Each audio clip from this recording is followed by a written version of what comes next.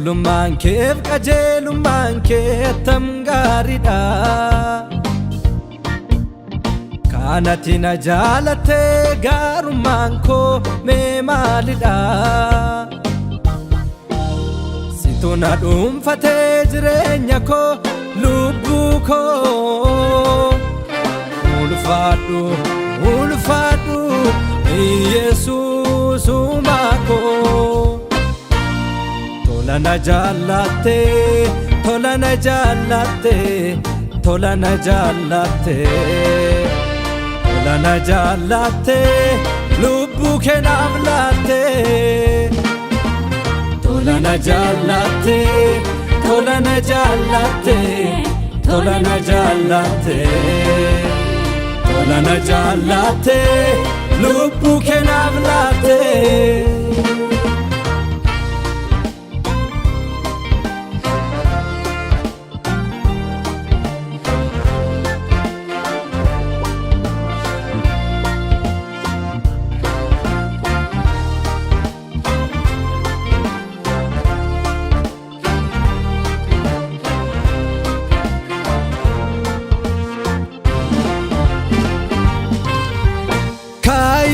Mucaako naan jedhee na kaase lafaa. Aarsaan sababii cubbuuf dhiyaatu sichi naafaa. Ilma tokkon qabaa kunoo sii qaluuf natu siif ergee. Naan jedhee natti mee ilma keessaa nan abbaa argee. Abbaan argee ani abbaan argee ani abbaan argee. Abbaan argee ani abbaan argee ani abbaan argee. Ilma tokko qabu naaf ergee.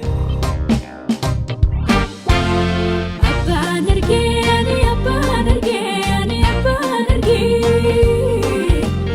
Abbaan argee ani abbaan argee ani abbaan argee.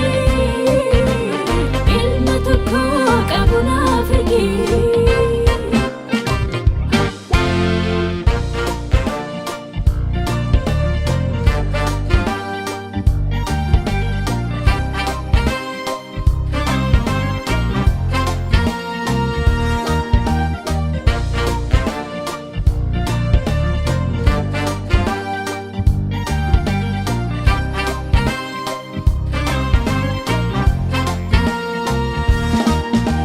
Fannifamuu kee dhageen jedhu ani argeen haasa'a.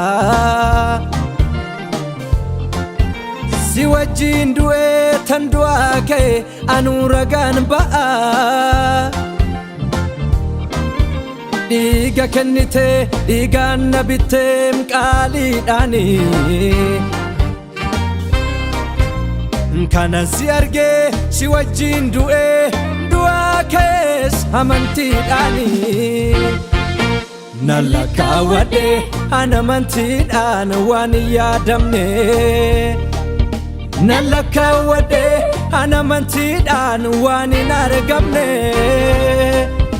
Na lakkaawwadhe an amantiidhaan qulqullummaa.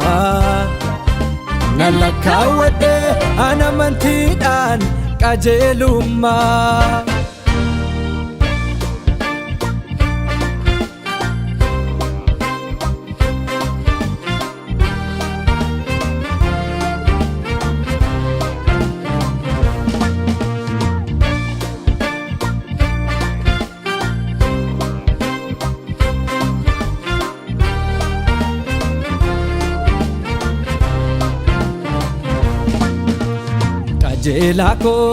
Qajeelaa koo Yesuus qajeelaa koo. Hin qabdu mudaa anaaf jettee duute bakka koo. Otuun si wajjin hin duune silaani akkaman ta'a. Anaaf duukee ragaa biraan fedhu anuu ragaan ba'a. Ragaan ba'a anaaf duukee ragaan ba'a.